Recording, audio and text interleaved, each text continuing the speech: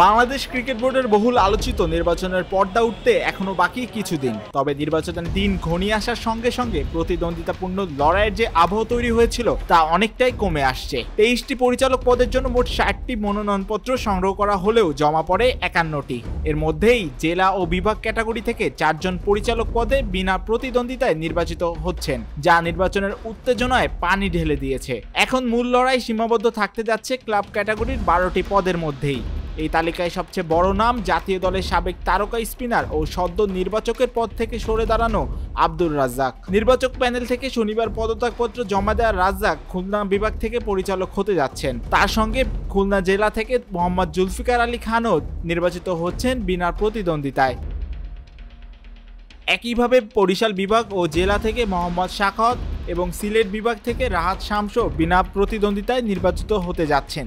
যে বিভাগগুলোতে নির্বাচন অনুষ্ঠিত হবে সেখানেও যে প্রতিদ্বন্দ্বিতা হবে বিষয়টা তেমন নয়। এক্ষেত্রে ঢাকা, রাজশাহী, রংপুর ও চট্টগ্রামে ভোট গ্রহণ হবে।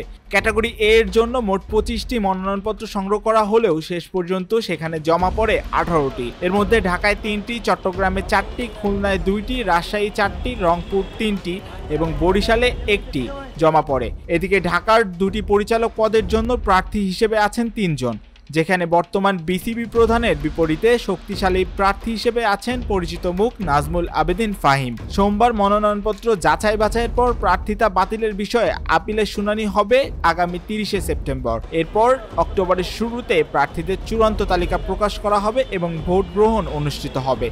Sports desk.